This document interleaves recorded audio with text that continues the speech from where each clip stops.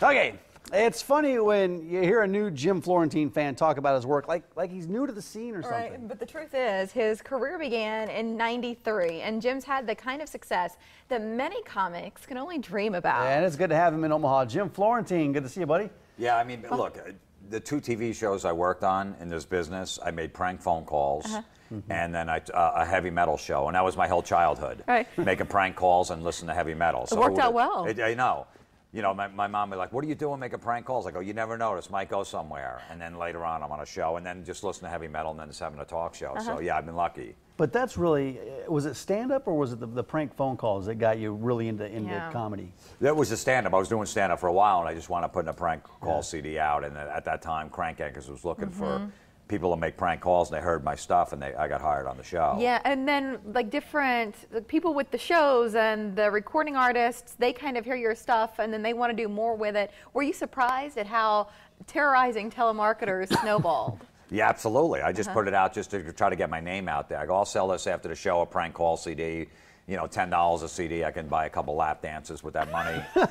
You know what I mean? I wasn't making a lot. I go, what that? And then I wonder how many you've been able to buy now that you've had all these volumes. Well, yeah, but now it's like a whole business.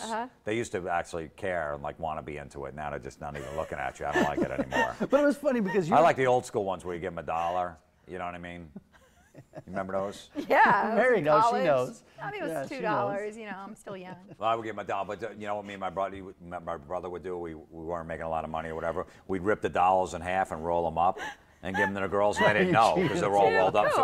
So we get 2 stuffs for $1. But then imagine what they're doing after the fact, trying to match all these half dollars. Well, that's the thing. You had to get out of there within an hour. By the time they went back up on stage to dance the second round, because it looked like, who did that? Where's the crook? Yeah, who's? So you had 45 minutes before you had to leave. Because they don't know. They just throw it in a pile on the stage and they count it later, and they're like, "What is this?" This is all not true at all. Right. It's 100% true. No, but I want to ask you about these telemarketers because we had a pretty good talk before the commercial break about how you did this, because you would set up in your house and you hooked up a recorder and you'd have your friends direct telemarketers to your phone number. Yeah, I have a bunch of friends that own businesses, so when I was sitting by my phone during that day waiting for telemarketers to call, I'd go, hey, if a telemarketer calls, give them my number. So I would get a barrage of calls. Sometimes I would sit at my phone for 8 in the morning till 8 at night, and I'd get 1 call, and I'm like, you basically have to have nothing going on in your life to do that. Because you just have to sit there. You don't know when they're going to call, what they're going to call about, and the person on the other end has to play along. You know, if they get them aggravated or get under their skin to make it a good call. So, you know, you really have. I had no girlfriend, no family. You know what I mean? No kids or anything like that. That's why I haven't done one in 7 years. I'm like, I got a life now. I can't just sit around and wait for the phone. The rest of us were so glad to see it, because they're calling at dinner and they're not letting you off the phone, and you know what I mean? Like that whole dynamic is so frustrating for the average American. I know. And you've turned it on its ear. I did. You know, but because like I said, I remember a girlfriend like, look, I want to go to Applebee's. I'm like, nope, we're doing a telemarketer call. We got to order in.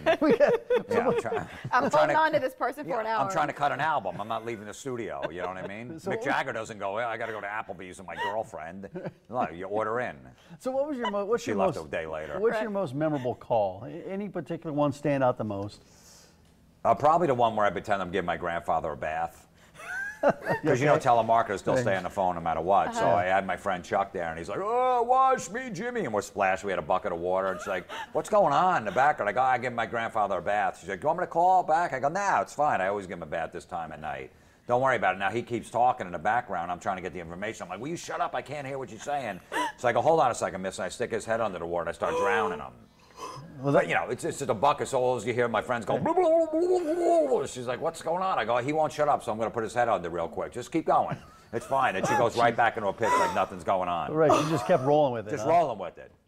This is so nuts. Yeah, I know. And then she's not getting off the phone and calling police. No, well, and then all of a sudden, like 2 minutes later, I didn't think she was going to do that. I have no idea how she's going to react. All of a sudden, I go like that, and there's complete silence. And I go, uh-oh. And she says, what happened? I go, he's not breathing. She goes, well, get him out of the water. I go, all right, I will. I go, what should I do? She goes, well, call 911. I go, what should I say? I don't want to get in trouble. And she's like, tell me he fell. Right. So she's giving you, she's giving you tips. She's just giving me tips. I'm like, yeah. I What go, is you know what? wrong with I people? go, that's a good idea. I go, wait, before I call 911, could you go over the information one more time? Because I forget. And she goes right back into a pitch. Into Okay. her pitch. Yeah, back into her pitch. Unreal. You can't break these telemarketers. No, you sometimes. can't. You have you gosh. released 4? 5. 5, okay, and a new one. Yeah, I'm working coming on a new soon. one, yeah. Because I feel like the fans who love that about you, they're curious, when's the new stuff coming? So I'm glad it is. Yeah, in the fall sometime Yeah, of it. but then you're here now doing stand-up. So anybody who loves you, but it's been 5 years since Jim has been on the stage at the Funny Bone in Omaha. So I know. I'm excited to be back. I love it. I did a you. show last night. I'm here the whole weekend. It's Yeah, great. you'll be here I all love the weekend. crowd. But it's funny because you're getting your 5-year-old into some of your telemarketing calls, right? Yes, he's going to be on the new CD. He wants to be on so bad. Basically, if someone's calling me about something, I go, well, I have another owner, whether it's a car or a mortgage. Can I put him on the phone? Because he knows. And this one mortgage broker goes, how much? I go, ask Luke how much we owe on the house. He goes, okay, Luke, you're on the phone. How much do you owe on the house? He's like, $10? He's like, that's a toddler. I go, no, he's 23. He's just got a high voice. Young, right?